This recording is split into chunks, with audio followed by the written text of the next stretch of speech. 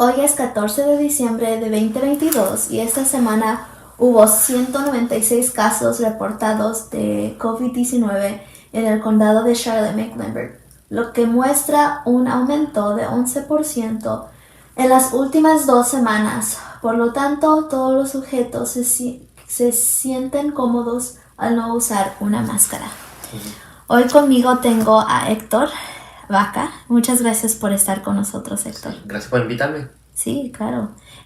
Antes de empezar con las preguntas que tengo para ti, para esta entrevista, ¿te puedes describir para nuestras audiencias que tal vez no te puedan ver claramente con sus ojos? Pues primero soy latino, soy bajito, de más o menos 5 pies 6 pulgadas, delgadito, y no sé, soy bien enérgico, siempre como tengo una mirada como que todo me parece chistoso. Sí, entonces, y también tengo 48 años, tengo un poquito de canitas en la barba, en el bigote, pero además de eso, como que aparento ser mucho más joven de lo que soy, especialmente por el hecho de que siempre estoy bien enérgico. Sí, podemos. No quiero actuar como los demás que deciden que dicen que la edad contribuye a quienes son. La edad no debería contribuir a eso, entonces actúo como que soy más joven de lo que soy. Y aparentas que eres más joven. Sí. Sí. Físicamente, pues. Sí, por el hecho de que siempre tengo tanta energía. Sí. Bueno, gracias por compartir eso con nosotros. Mencionaste que eres latino. Sí. ¿De dónde eres tú o tus papás? ¿De Pues dónde? yo soy nacido en Nueva York. Mi mamá es de Puerto Rico, mi papá es del Ecuador, entonces le digo a todo el mundo que soy Ecuaniyurican. Entonces, y no sé, tengo un poquito de cada parte de mi cultura, de Puerto Rico. Siempre todo es un chiste para mí. Y de Nueva York, que siempre hablo rápido y hablo como que no estoy haciendo preguntas, como que de verdad estoy dando una declaración del lado ecuatoriano. El hecho de que, no sé, siempre pienso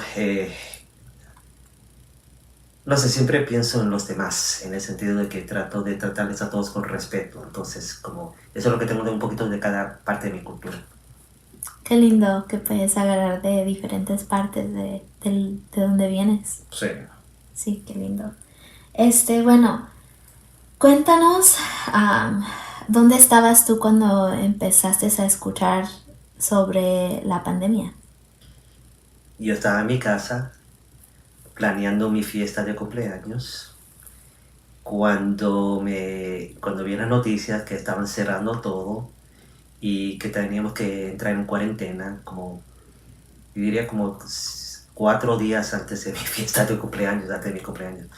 Entonces yo estaba ahí, pero a la misma vez trabajando porque trabajo de organizador comunitario. Entonces yo estaba en la casa, en realidad casi en camino para ir a la oficina cuando aprendí de todo esto. ¿Y entonces tuviste tu fiesta o no la tuviste? No la tuve, tuve que cancelar porque estaba planeando algo en un parque, algo así como la gente se podía divertir, jugar fútbol o estar con sus amigos. Entonces al final no nos podíamos unir. ¿Y cómo fue esa experiencia de que pues estabas organizando tu fiesta y de repente no, pues no se va a poder hacer? Me puse triste porque de verdad, aunque a veces me gusta estar solo, yo estaba listo para estar con mi gente porque de vez en cuando necesito esa energía de estar con mis amigos. Entonces me sentí triste, pero también yo me estaba sintiendo triste por mi comunidad porque yo sé que mucha de mi comunidad no tiene los mismos recursos que otras comunidades. Entonces me estaba doliendo porque yo vivo por trabajar en la comunidad y conocer a la gente. Entonces como todos los días hablo con alguien, cara a cara. Entonces me dolió el hecho de que ya no podía salir a hacer entrevistas en la comunidad. Entonces, o sea, yo tenía emociones, sentimientos bien mixtos. Entonces, cuéntanos un poquito del trabajo que tenías cuando empezó la pandemia. Entonces, sigo en el mismo lugar, soy el director de campañas de justicia para los inmigrantes, una organización sin fines de lucro. Mi trabajo es salir a la comunidad y hablar con la gente sobre sus preocupaciones, qué es lo que más les preocupa, qué es lo que quieren cambiar, cómo son las vidas de ellos, que si son pobres o no, que si son inmigrantes o no, qué exactamente es lo que les preocupa y qué es lo que quieren ver cambiar. Entonces, además de eso, una vez que hablo con ellos, hablamos de qué tipo de cambio quieren ver, qué piensan que debería ser el proceso para llegar a ese cambio y quiénes son las personas que les pueden dar ese cambio. Entonces, además de preguntarles cuáles son las preocupaciones, mi trabajo también es educar o entrenar a mi comunidad, que sean los líderes, los protagonistas de sus propias historias, en vez de esperar que llegue un superhéroe a salvarles las vidas, porque tristemente nosotros en las comunidades de color, especialmente, esperamos que alguien venga a salvarnos y en un sistema que de verdad no nos aprecia la manera que debería apreciarnos. Entonces, mi trabajo es ayudarle a la comunidad a entender que ellos mismos pueden ser los héroes para sí mismos, pero para su comunidad. Entonces, es algo que de verdad me ha llamado, porque no me gusta ver a la comunidad sufrir, no me gusta ver que la gente siga esperando que le llegue alguien a salvarles en un sistema que de verdad no les aprecia. Entonces, eso es lo que hago para mi trabajo. Entonces, en esa época yo estaba saliendo mucho a hablar con los inmigrantes y vi que tuve que parar a hacer eso y vi que muchos lugares que también daban servicios, porque el grupo donde trabajo no ofrece servicios. Lo que ofrecemos es empoderamiento. Entonces vi que mucha gente ya no podía ir a esos servicios. Entonces está viendo que nuestra comunidad de verdad estaba sufriendo porque no encontraban dónde encontrar lo que necesitaban. Yo veía que ponían cosas en Facebook, en otras redes sociales, entonces como que fue una diferencia. ¿Para qué organización trabajas? Trabajo para Action NC, Acción Norte Carolina. En realidad fui uno de los fundadores, fui el primer empleado pagado. Sí, entonces ya voy desde abril 1 del 2010 trabajando en esa organización. 12 años. Wow, 12 años, más de Sí. una década. ¿Vale? Más de una década. Sí, más de una década, pero en realidad he estado organizando desde el 2006. Cuando yo trabajaba para la organización más poderosa de organizaciones comunitarias en todo el país, hasta que el Partido Republicano pasó leyes para quitarnos fondos para cerrar la organización porque tenemos tanto poder en esta comunidad. ¿Cómo se llamaba esa organización? ACORN, la Asociación de Organizaciones Comunitarias para Reforma Ahora. Era un grupo que existía más de 30, 40 años y siendo honesto, cuando primero me mudé a Charlotte, yo trabajaba ahí, mi oficina, en 3 meses organizamos más de 11,000 personas para votar, solo en la ciudad de Charlotte. Entonces yo tenía como 50 empleados, salíamos a la comunidad a registrar votantes. Entonces cerramos la organización y como 6 meses más tarde abrimos una nueva, ya no asociada con esa organización, porque sabíamos que la comunidad todavía necesitaba apoyo. Sabemos que la comunidad todavía necesitaba sentirse que tenía una voz, porque la idea es que mucha gente en nuestra comunidad nos dicen que nunca se han sentido tener una voz, nunca se han sentido que alguien les pregunte qué es lo que te importa a ti, qué es lo que te importa a ti, qué es lo que te preocupa, qué quieres hacer sobre eso. La experiencia de nuestra comunidad siempre ha sido, ¿sabes qué? Yo te salvo. Y tristemente gente de América Latina vienen con la mente que el licenciado me ayuda o el notario me ayuda. Vienen con esa esperanza porque esa es la cultura en América Latina, que esperan que la persona con educación, un abogado, el licenciado, esto, lo otro, vengan. Entonces yo siempre llamo la cultura del licenciado. Entonces lo que me atrajo esto es que aquí les puedo ayudar a entender que ese licenciado no es el que te va a salvar. La persona que te va a salvar eres tú, porque tú puedes hacerle trabajo más fuerte a ese licenciado. Tú no tienes que esperar, tú puedes llenar tus papeles de inmigración sin pagarle miles de dólares a un abogado. Tú mismo lo puedes hacer. Tú mismo puedes hacer cambios en tu comunidad y tú mismo sabes cuáles son las preocupaciones de tu comunidad, en vez de un empleado de una organización que mira solo estadísticas, en vez de hablar contigo y preguntarte qué es lo que te importa a ti. Entonces, ese es el trabajo que hago. Me gusta tu trabajo. Sí. Es muy importante. Y gracias por hacer eso por nuestra comunidad, porque sí es necesario. Tristemente somos tratados como los enemigos de la comunidad porque el sistema no le gusta el empoderamiento de la comunidad.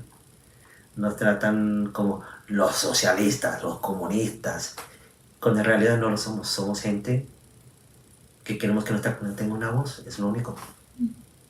Sí. Y espero que te sientas ahorita que tienes una voz y una plataforma en donde puedas expresar esa voz. Sí, no, la cosa es, honestamente, la razón que el hecho de tener una voz me importa tanto es porque mi papá es del Ecuador. Vino aquí a los Estados Unidos y fue tratado horriblemente en este país, horriblemente. En el trabajo le gritaban "Speak English", le daban los peores trabajos, él era mecánico. Le daban, este es un tema un poquito fuerte para mí, pero lo trataban mal. Entonces, el sistema de inmigración no le quería dar los papeles por mucho tiempo. Había una persona en Carnet Sur, porque nos mudamos a Carnet Sur en el 86, que le está haciendo la vida difícil a él y a muchos inmigrantes. Entonces, para cortarlo, más de 30 años tratando de llegar al examen, pero le pusieron muchos retos. Al final pudo pasar el examen, lo pudo tomar, lo pasó, le dieron que en 3 meses iba a jurar para ser estadounidense, iba a tener la ciudadanía. Pasó el 9/11, cambiaron las reglas de inmigración, recibió una nueva carta diciendo que le van a quitar la ciudadanía antes que jure. Entonces ya no podía lograr la ciudadanía. Y eso teniendo hijos nacidos aquí, la esposa puertorriqueña, o sea, estadounidense porque nació en Puerto Rico, los hermanos que se naturalizaron aquí en los Estados Unidos, él era el único y no pudo lograr la ciudadanía. Lo trataron mal en el trabajo. En el 2009, mi papá por fin perdió la fe en este mundo, perdió la fe que cosas cambiarían para él y decidió que ya no quería vivir y se suicidó. Yeah. Eso es muy, muy fuerte porque es la historia. O sea, veo qué impactante es para ti. Gracias por compartir esa historia con nosotros, porque esa historia, esa experiencia lo viven muchos aún todavía, ¿verdad? Y poder escucharla a mí me impacta bastante. Yo también no soy ciudadante y, o sea, entiendo la lucha que hacen todos los inmigrantes día a día y no puedo imaginar lo que tu papá estaba viviendo por tener su familia también arriba de esa carga que tenía. Sí. Muchos en este país no entienden lo que pasa en los inmigrantes, los sin papeles y los con papeles. Trabajaba en 3 trabajos, a veces 4, para mantener una familia de 4 hijos y una esposa. Mi mamá trabajaba 2 trabajos, entre los 2, 6 trabajos, para la única casita que hemos tenido. Sí. Entonces, vienes de una familia de inmigrantes, obviamente tienes una experiencia bastante impactante en tu familia de cómo los derechos o falta de derechos que existen en Estados Unidos, cómo ha impactado a inmigrantes, ¿verdad? Y ahora trabajas también con esa población. No solamente una cuenta personal, pero también ves, me imagino, día a día, cómo las leyes, la ciudad, las pólizas que existen ahorita afectan a estas poblaciones. Entonces, ¿nos puedes contar un poquito sobre el trabajo que has estado haciendo y cómo vistes que afectó a ti personalmente y en la comunidad la pandemia? Sí, entonces como mencioné, el trabajo que hago es ayudar a la comunidad a entender un poquito más sobre cuáles son las causas de los problemas con los cuales se experimentan y entender un poquito de cuáles son los pasos que pueden tomar para encontrar soluciones y ayudarles a tener los contactos que les pueden ayudar a llegar a eso. Entonces poder, o sea, en vez de nosotros representarlos hablando con una persona elegida, llevarlos a una reunión con una persona elegida y que ellos mismos cuenten sus propias historias y que ellos mismos sean los que piden el cambio. Y si no cambian, que ellos mismos se reúnan, hagan un ejército, lleguen a la oficina, digan, aquí tenemos un ejército, queremos cambio ahora mismo. Y lo que hemos visto es que eso sí llega al cambio en vez de una persona desconocida representar a uno. Entonces, durante la pandemia, la pandemia afectó eso porque ya la gente no se podía congregar, ya no podían ir juntos a hablar con las personas elegidas, se habían cerrado los centros de gobierno, entonces el trabajo tenía que cambiar. Tristemente, mucha de nuestra comunidad no tiene muchos recursos económicos, entonces no todos tienen computadoras. Y la manera que el mundo cambió es que ahora las cosas se hicieron virtualmente. Y como muchos no tenían los recursos, algunos estaban comprando computadoras o tabletas por primera vez y no entendían cómo funcionaban, cómo podían tener una reunión, cómo usar aplicaciones, cómo pagar sus cuentas, porque muchas de nuestras comunidades se van a los lugares para pagar las cuentas porque pagan con efectivo. Pues especialmente los inmigrantes que muchas veces no tienen la confianza en tarjetas de crédito, débito, o no saben lo que es porque la experiencia de ellos siempre ha sido efectivo, hasta le pagan el trabajo con efectivo. Entonces, eso fue un gran cambio para nuestra comunidad, tratar de cambiar algo virtual.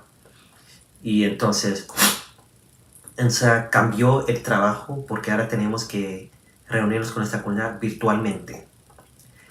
Lo interesante, tenemos un comité de personas de tercera edad en el grupo donde trabajo, de viejitos. Entonces, esto es fuera de la experiencia de ellos, esto es fuera de la generación de ellos.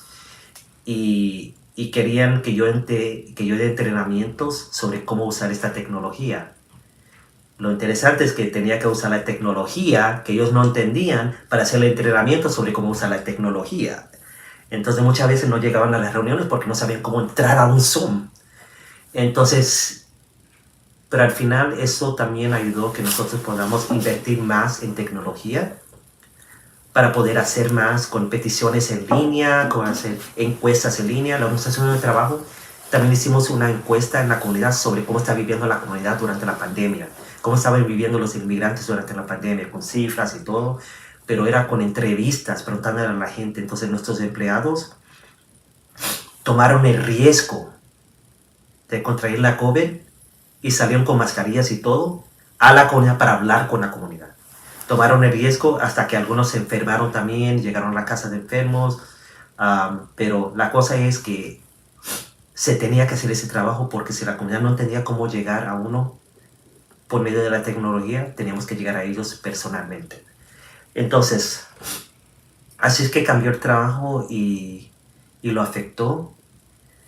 Y entonces de verdad nos dimos más cuenta de las injusticias, la falta de equidad en nuestra comunidad.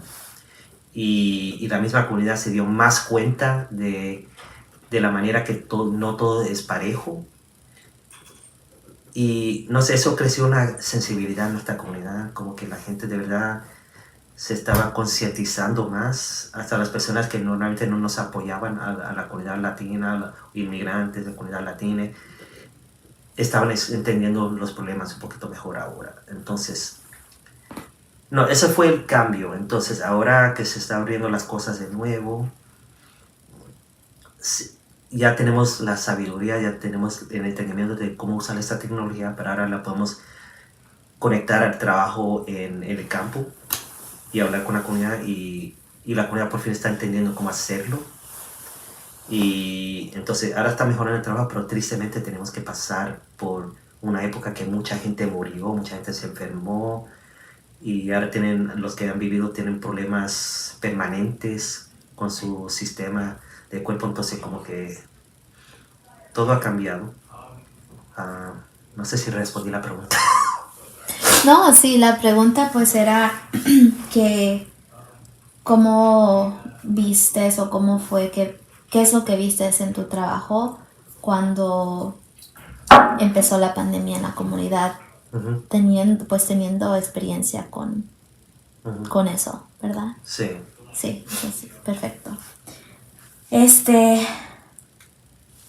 Siento que lo capturaste es muy bonito en la manera en que dijiste sobre la falta de equidad e injusticia y que cómo creció esa sensibilidad en la comunidad.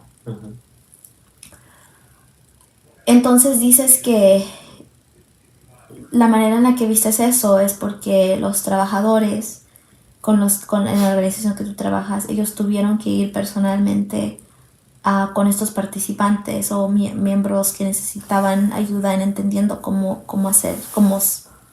aprender a usar esta tecnología.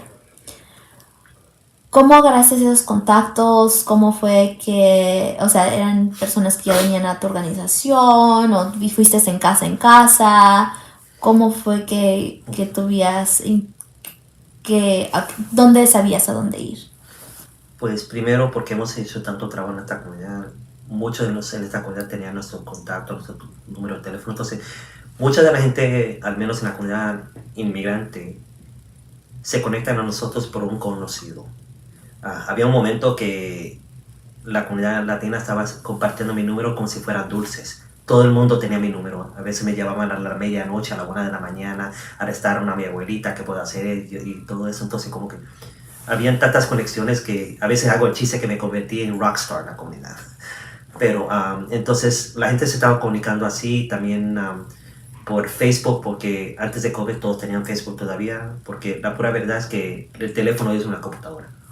Entonces se estaban conectando así, pero entonces el amigo del amigo del amigo del amigo se conectaba con nosotros, y entonces así es que la gente estaba entrando, pero también, como mencioné, los empleados salieron a la comunidad para hablar con la gente, qué es lo que está pasando. Entonces pagamos a la gente un poquito extra para hacer este trabajo porque sabemos que era un riesgo a su vida.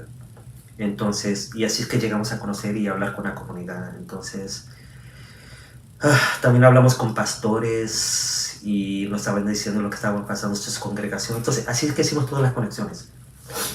¿Y yendo a casa a casa o...? No, en esa época no íbamos casa a casa. Antes de la pandemia sí era casa a casa. Hablamos con la gente por medio de las campañas de vivienda que tenemos, que vamos a apartamentos, hablamos con la gente. Pero después de eso, la gente estaba manteniendo las distancias de al menos 6 pies o más. Entonces, hablábamos con la gente de distancia. Entonces, ya no podíamos tocar puerta a puerta. Hablamos con la poca gente que veíamos en la calle, pero también el conocido del conocido del conocido nos llamaba. Entonces, se hacía por teléfono. Y entonces, cuéntanos cómo era ya cuando hacían contacto con esta persona, ¿verdad? Cuéntanos qué es lo que exactamente hacían. ¿Qué es lo que traían con ellos? ¿Cuánto tiempo? Todos los detalles de cómo era ese trabajo. Entonces, los que le llamamos canvassers son gente que en realidad hacen encuestas, hablan con la gente, le hacen preguntas y se lleva esa información a la oficina, se le entrega a un organizador comunitario, el cual puede darle seguimiento a eso, y el organizador habla con esa persona sobre sus problemas y cómo los puede solucionar. Ahora, del lado del organizador, hacemos lo que llamamos entrevistas de 1 a 1, y cada uno tiene su manera de hacerlo. La manera que yo lo hago tiene 5 puntos, 5 puntos en la entrevista. Primero, introducción. Hola, soy bla bla bla bla. Que estoy aquí hablando contigo porque este es el problema, la preocupación que he escuchado que hay en esta comunidad, o he escuchado que usted ha tenido. Quisiera sentarme con usted para hablar. Ya llego al segundo punto. El segundo punto es la entrevista. Ok, explícame un poquito más lo que está pasando, dime a mí esto, lo otro, cuánto tiempo has vivido en esta comunidad, o sea, una entrevista. Punto número 3, o por lo menos la manera que yo lo hago, la manera que me entrenaron, enojar a la persona, hacerla llorar, encontrar la herida, echarle un poquito de picante, un poquito de ácido, un poquito de sal, un poquito de limón para que le duela. Y la idea es escuchar que la persona de verdad me diga cuál es la injusticia y que la sienta, porque uno se activa cuando ve la urgencia, cuando uno ve que, oh, wow, de verdad es tan malo que necesito hacer algo.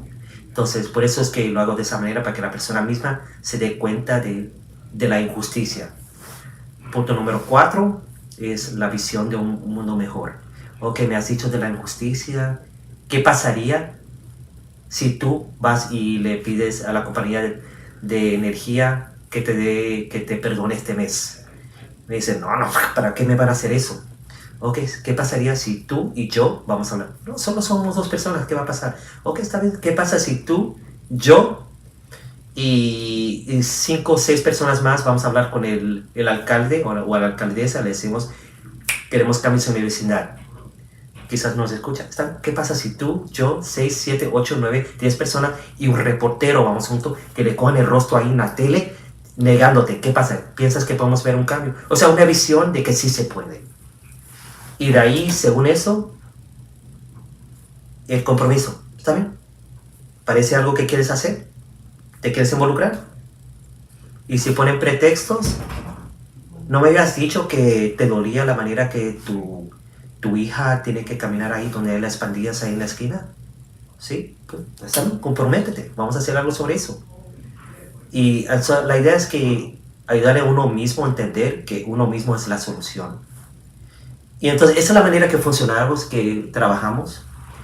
Y la idea es no solucionarlo por uno, pero hablar con uno para que uno vea que sí se puede, pero si lo hacemos como comunidad. Porque tristemente nuestra cultura, especialmente estadounidense, nos enseña el individualismo. Y entonces así la gente se siente sola, ¿no? Como que sienten que si no lo puedo hacer yo, ¿para qué hacerlo?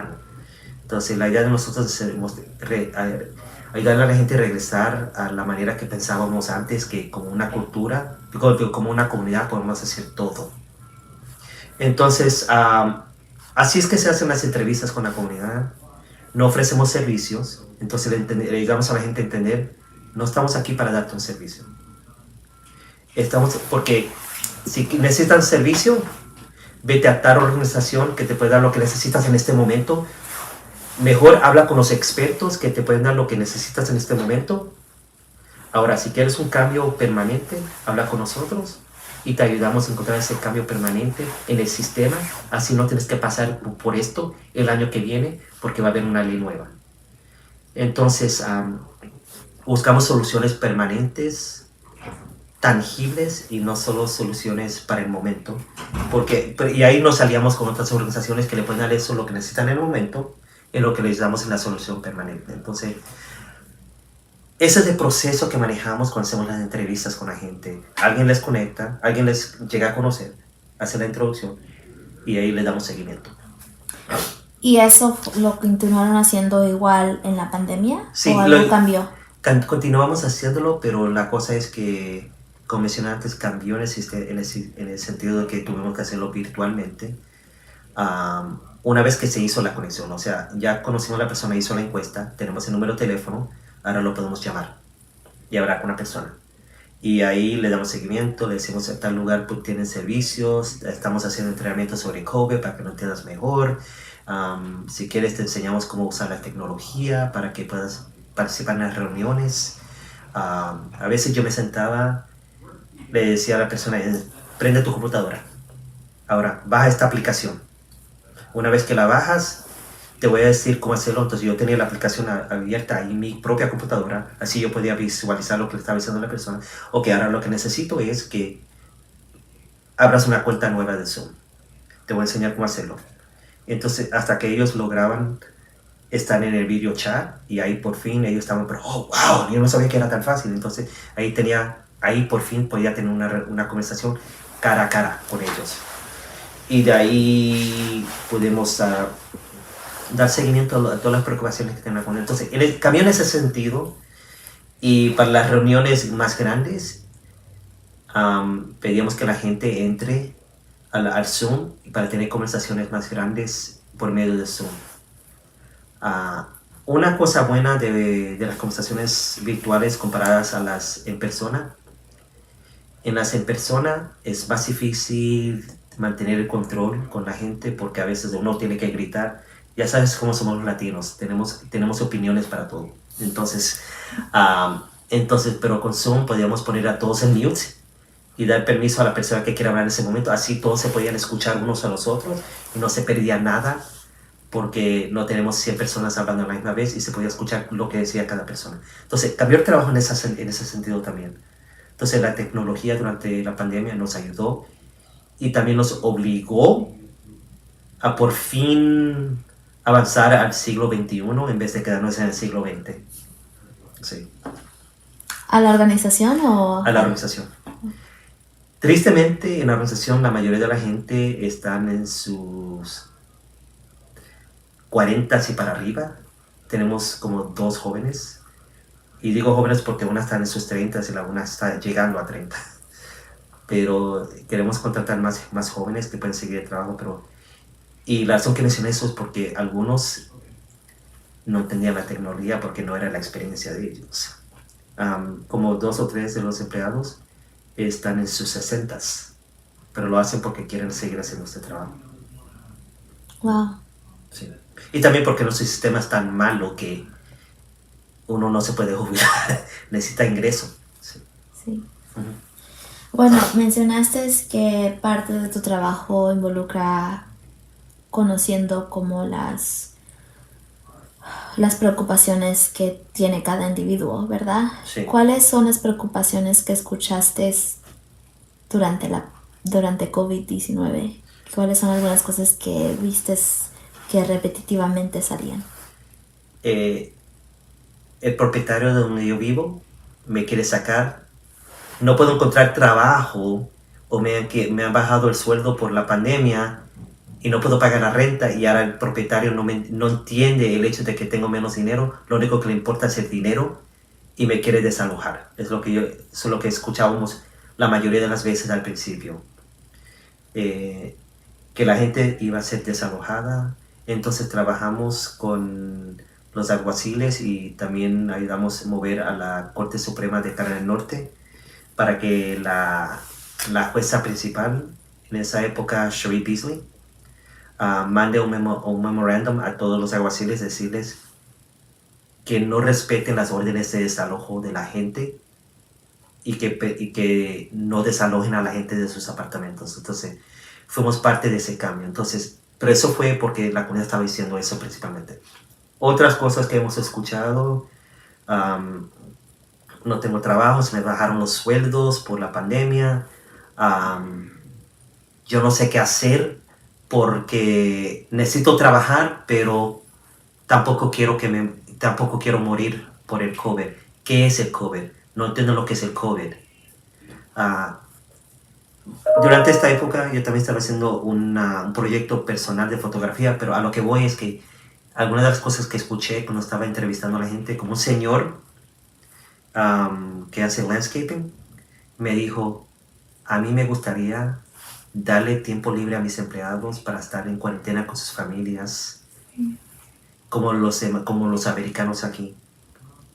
Pero no puedo porque somos inmigrantes, algunos sin papeles, tenemos que trabajar cuando encontramos el trabajo, tenemos que dar de comer a nuestras familias, por eso tomamos el riesgo de seguir trabajando, porque tenemos que no tenemos los mismos derechos de los americanos. Entonces es lo que yo escuchaba de los inmigrantes, que no tenían los mismos derechos de los americanos. Entonces, la falta de derechos para inmigrantes y lo de vivienda y lo de trabajos lo escuchábamos más durante esa época. Y también de que la comunidad, mucha gente no entendían qué exactamente era el COVID, en qué manera les afectaba y qué necesitaban hacer para protegerse y asegurar que no se enfermen. Entonces esas son las cosas que escuchamos. Sí, una lista bastante involucrada. Sí. Sí. Wow. ¿Y qué fue lo que más a ti te impactó? ¿Hay alguna historia que digas? Bueno, sé que mencionaste como lo del empleado, sí, del jardinero. Pero hay algo que tú viste como una solución, y le encontrabas como solución a todo esto que escuchabas. la solución era la comunidad unirse y exigir. El problema era cómo hacerlo. Entonces, en esa época la solución para el problema, para llegar a la solución más grande, era la tecnología y educación sobre cómo usar la tecnología para poder llegar a esa solución. Entonces, sí, educación. Yo diría educación en esa época era la solución.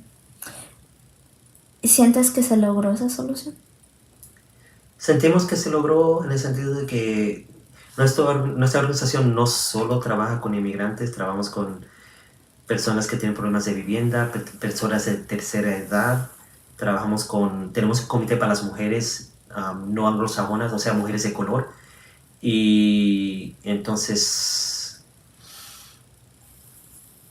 sí, se pudo lograr algo porque la gente, cada capítulo, cada comité se ayudaba uno al otro para poder seguir adelante. Sí. Bueno, quiero regresar a algo que dijiste de el proyecto que estabas haciendo de fotografía. ¿Nos puedes contar cómo sucedió eso? ¿Salió de la pandemia? ¿Es algo que ya estabas haciendo? Cuéntanos un poquito de eso y cómo sucedió, cómo empezó, cómo terminó, cómo fue todo eso.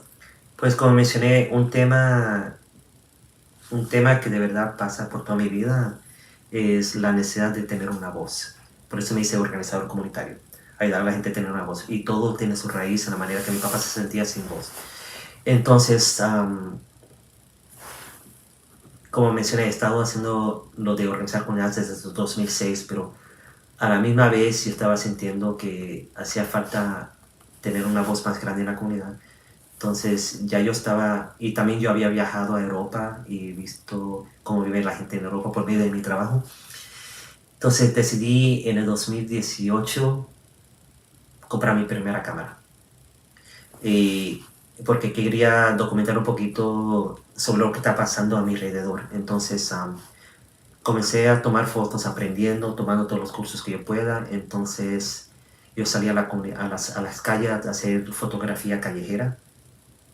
Y en la primavera de 2020, la pandemia nos tocó a todos. Entonces, ya yo no podía salir a hacer tantas entrevistas con la comunidad o tener reuniones en la comunidad. Entonces, aunque a veces me gusta estar solo, me hacía falta el contacto humano. Entonces, lo que yo hacía era salía, tenía una cámara, quería yo documentar lo que estaba pasando en mi comunidad. Yo quería también ver cómo la gente estaba viviendo. Entonces, vi paradas de buses vacías. Veías estacionamientos en edificios o en el mall vacíos. Entonces, pero lo que sí estaba notando es que de vez en cuando veía una persona en la parada de bus en camino a un lugar llevando mascarilla y veía la siguiente persona pero lejos, entonces estaba viendo a distancia. Pero como dije, salí porque quería documentar, porque necesitaba el contacto humano. Y durante ese tiempo me estaba dando cuenta de algunas tendencias. O sea, comenzó de proyecto para documentar cómo viven todos y ver cómo viven todos a un proyecto de justicia social.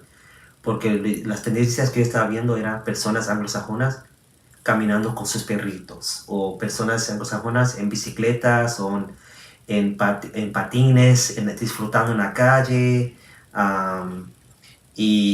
o caminando por la calle con un 12-pack de cerveza, pasando como trabajos de construcción. Y una vez lo que yo estaba viendo es personas latinas y afroamericanas con mascarillas en paradas de bus a veces, o caminando con los carriles de compras, llevando mascarillas, trayendo comida a la casa. Yo veía personas anglosajonas en el lugar de helados, sentados ahí juntos, disfrutando con los niños en bicicleta y todo eso. Y veía personas latinas y afroamericanas en los lugares de los pay loan places o check cashing, tratando de cambiar sus cheques. Filas y filas afuera. Entonces, al final cambió mi proyecto de así está el mundo a un proyecto de estas son las injusticias. Las personas anglosajonas pueden estar en cuarentena, pueden disfrutar su vida, mientras personas de color tienen que seguir trabajando, los trabajadores esenciales.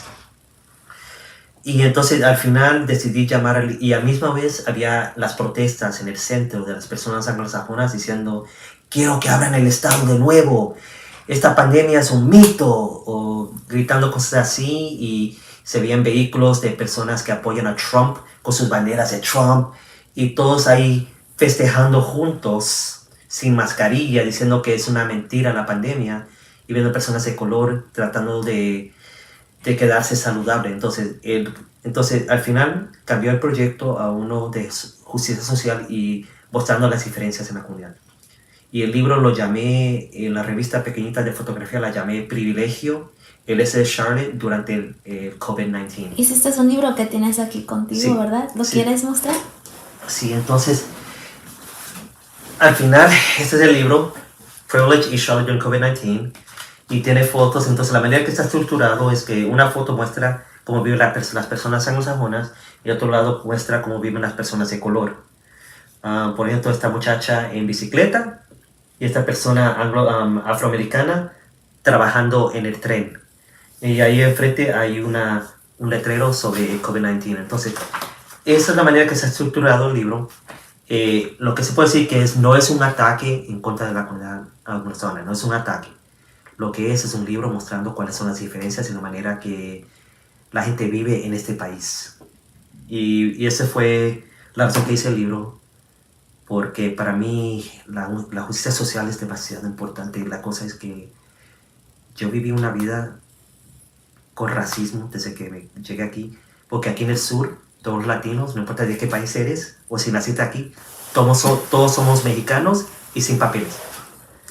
Y entonces me convertí de un puertorriqueño ecuatoriano, nacido en Nueva York, a un mexicano indocumentado. Me llamaban nombres como Chihuahua, Burrito, Taco Eater, Mojado, me llamaban de todo, menos el que iba con la cultura mía. Entonces, por eso es que la justicia social me importa tanto, especialmente con los latinos, porque muchas veces los movimientos para la justicia social se olvidan de los inmigrantes, se olvidan, o por lo menos tratan como que los inmigrantes latinos no son tan importantes. Entonces, por eso es que hago proyectos como este, para asegurar que todos tengan una voz. Entonces, y eso es lo que salió de la pandemia. Entonces, ahora, la pura verdad es que me ayudó a crecer como fotógrafo y me ayudó a crecer la manera que yo pienso de proyectos fotográficos para ser más intencional en las fotos que tomo. Entonces, ahora lo que creció de eso es que pude tener en el 2021 mi primera exhibición individual, porque tenía fotos para eso y muchas eran de este libro. Entonces, no sé, me ha ido a crecer. Ahora estoy tomando fotos de los movimientos de las mujeres, de las marchas que se hicieron este año, sobre el aborto, y eso fue, no sé. Y me ayudó a crecer como artista y al final pude ayudar al grupo de artistas al cual pertenezco, ser parte de un proyecto aquí en el centro. Somos parte de la junta directiva, un edificio de 150,000 pies cuadrados para puro artistas en Charlotte. Entonces, así es que pude canalizar la energía. Oh, qué lindo. Sí. Sé que al principio de la entrevista dijiste que tienes mucha energía. Sí, solo un poquito. Sí. Y ahora lo estamos viendo en todos los diferentes aspectos de los trabajos que has tomado en tus manos, para toda la comunidad. Sí, la idea es que no es para la comunidad, la idea es que la comunidad misma entienda que puede ser por sí misma. Sí, sí. Bueno, ahorita estamos a 43 minutos y quiero asegurarme de que capturemos toda tu historia que viviste durante la pandemia. Sí. Sé que hemos hablado mucho de tu trabajo, de que has hecho con la comunidad, ¿verdad? Sí. Pero no sé si nos puedes platicar un poquito más sobre tú individualmente, cómo es que viviste la pandemia al principio y ahora cómo iba desarrollándose y hasta este punto. Fue bien difícil para mí al principio de la pandemia. Como dije, tuve que cancelar mi fiesta de cumpleaños. Pero la cosa es que yo necesitaba tener contacto con alguien. Y yo tenía una compañera de casa en esa época, pero no nos llevábamos tan bien y también porque yo era el propietario y ella me estaba pagando renta, entonces hubo como esa fricción de vez en cuando, pero ah, la pura verdad lo que me dolió más, además de no poder ver a mis amigos, que de verdad son todo para mí, me dolió más no poder ver a mi familia, porque mi mamá es lo más importante para mí. Mis sobrinas, yo vivo y muero por esas niñas. Oh my God, yo vivo y muero por ellas. ¿Dónde están? Carne del Sur, mi familia vive en Carne del Sur, en Lexington. Entonces, no los podía ver. Llegó el Día de Acción de Gracias en el 2020 y como que por uno, ellos viven en una comunidad mayormente anglosajona y mayormente conservadora, entonces ellos tienen otra manera de mirar la pandemia que yo. Y entonces no pude ir a pasar con ellos para el Día de Acción de Gracias porque yo no los quería enfermar, porque tampoco quería tomar yo riesgo que quizás yo tenía COVID y solo no tenía síntomas. Y tampoco me quería enfermar yo yendo allá, entonces traté de estar con ellos por medio de Zoom. Al final me dieron que no querían porque no es lo mismo, y ellos apagaron el Zoom y siguieron festejando juntos. Y yo me quedé en casa, o sea, solito, sin mi familia, esa Navidad también. Y como 2 semanas más tarde me llamó una de mis sobrinas bien abochornada porque tenía miedo de dejarme saber que como festejaron todos juntos sin mascarilla, todos se enfermaron con COVID. Y yo era el único, entonces como que ellos no querían escuchar, pues te lo dije. Entonces, así es que me afectó la pandemia, estar lejos de mi familia, que han salido más las políticas de todos, como que todos se fortalecieron en sus creencias. Entonces, y eso que esta es una sobrina que es enfermera, ella debería haber sabido mejor y no lo pasó. Pero entonces no pude ver a mi familia porque yo iba a visitarles por lo menos una vez al mes, a veces 2 veces al mes. Pero en esa época, para poder pasar por todo esto y sobrevivir de todo esto, creció mi familia, en el sentido de que adopté un perro. Yo pude estar con él todos los días, salir a caminar en el monte, y para decir la verdad, mientras todos se estaban quejando que aumentaron de peso durante la pandemia, yo rebajé como 10, 12 libras durante la pandemia. Qué bueno. Sí, gracias. Por el perro. Y también la fotografía, pues saliendo a tomar fotos en la comunidad, caminaba mucho. Pero ahora tenía con quién jugar y todo eso, y alguien que dependía de mí. Y creció otra familia de eso, porque comencé a ir al parque de perros, porque es un lugar abierto, podía estar con gente. Todos llevábamos mascarillas, pero era como afuera. Entonces Chewy llegó a conocer otros perros, tuvo a mis amigos, pudo jugar. ¿Tu perro se llama Chewy? Sí, por mi apellido Vaca, Chewbacca, como Chewbacca, que era de las galaxias. Oh my gosh, qué lindo. Sí, y no sé, él tuvo amigos, yo tuve nuevos amigos, y cuando las cosas comenzaron a abrir un poquito más, íbamos a las barras de perros como el Lucky Dog y no sé, una nueva familia de amigos, personas que yo no hubiera conocido si no fuera por la pandemia, porque tenemos creencias diferentes. Algunos son republicanos, algunos son demócratas, algunos son doctores, otros son maestros y todo, o sea. Y entonces pude encontrar una familia nueva, y ahora tenemos un grupo en Facebook, The Dog Pound, y nos vamos a ver si está lloviendo, si hay demasiado fango en el parque. Pero durante esta época mis amigos también estaban sintiendo que vivían, o mejor dicho, amigas, porque eran mis amigas. Mis amigos machos no estaban tan enfocados en todo esto, pero mis amigas se sentían solas, porque una vivía en California, otra vivía aquí cerca de mí, otra con su pareja se mudaron a Texas, otra a Nueva York con su pareja. Entonces todos nos hacían falta contacto. Entonces comenzamos a hacer reuniones de Zoom semanales para poder desahogarnos, tener contacto con alguien. Si alguien estaba a llorar, podía llorar ahí mismo entre todos. Y no sé, así es que pudimos sobrevivir la pandemia nosotros. Comenzamos a usar aplicaciones como House Party, que es como Zoom, pero puedes jugar, tener juegos también.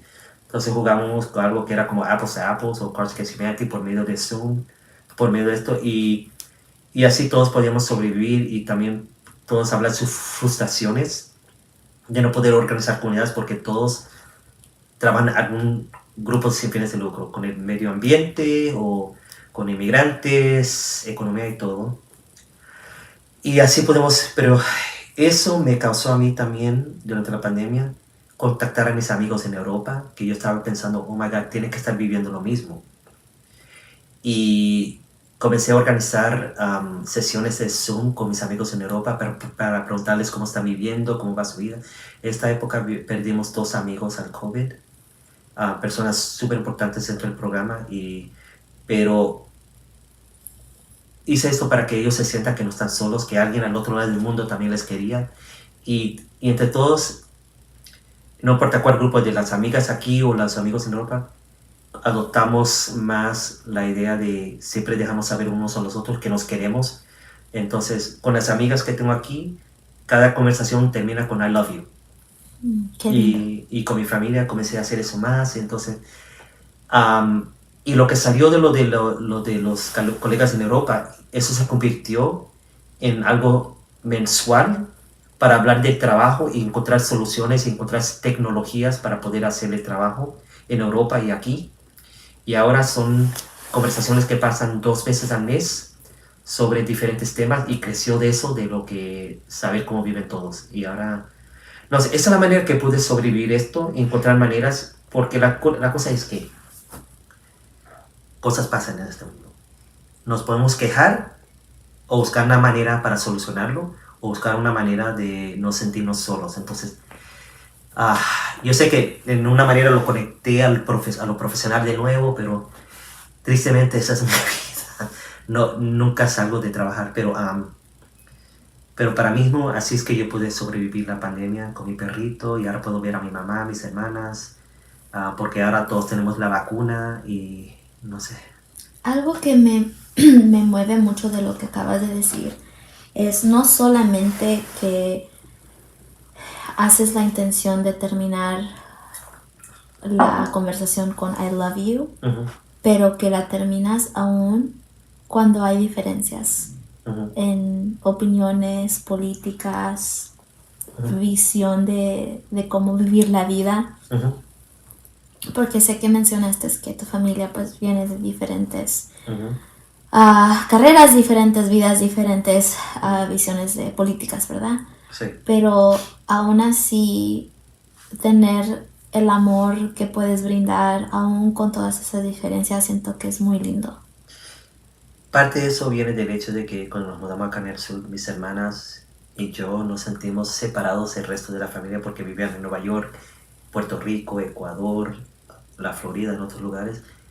Nos sentíamos solitos en Canal Sur enfrentando el racismo, siendo los únicos latinos, o en esa época se decía latinos, ahora latinex o latine. Entonces formamos una relación bien conectada, mis hermanas y yo, que en realidad no entendemos lo que es un hermano no quererse al otro. De verdad no lo entendemos. Es un concepto que hasta este día no entendemos cómo funciona eso. Entonces por eso es que podemos hacer eso. Y también, especialmente mi hermana, la más pequeña, ella es conservadora. Lo cómico es que ella y yo somos como gemelos, nacidos 7 años separados. Ella lo piensa, yo lo digo, o yo lo pienso, ella lo dice, ella termina mis frases, bien raro. Pero ella y yo encontramos la manera de cuando hay diferencias bien firmes, bien grandes, decir, ok, esa es tu perspectiva, esa es la mía, pero al fin del día tú eres mi hermana y yo te quiero. Qué lindo. Sí. Y buscamos la manera de tener una conversación no con gritos, pero con lógica. Quiero que entiendas mi perspectiva.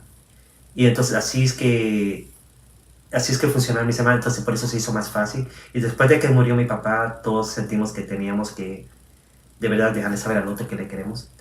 Eso creció de mí en realidad, porque yo soy el que hace todo el trabajo para mantener la familia unida y tener la conexión. Pero entonces durante la pandemia se pudo hacer mucho más fácil porque cada uno conocía a alguien que se había muerto y pensábamos hay que dejarle saber a uno que lo quiere y que no está solo. Sí, Ujú. muy importante. Sí. Bueno, casi llegamos a la hora antes de terminar esta entrevista y gracias por todo el contenido y am, tiempo que has brindado a este proyecto porque siento que agarré mucho de hasta yo misma de esta entrevista. Mm. Pero antes de terminar todo, ¿hay alguna otra cosa con lo que quieras terminar o compartir con nosotros? Sí, todos tenemos una voz, todos tenemos algo que nos duele. La cosa es que hay que abrir la boca.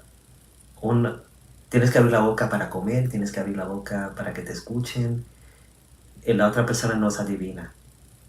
Tienes que dejarle saber a la otra persona lo que necesitas. Entonces, mi última nota es que abre la boca para que te escuchen, porque hay que tener debates, hay que tener pláticas para entender perspectivas y para por fin encontrar un cambio.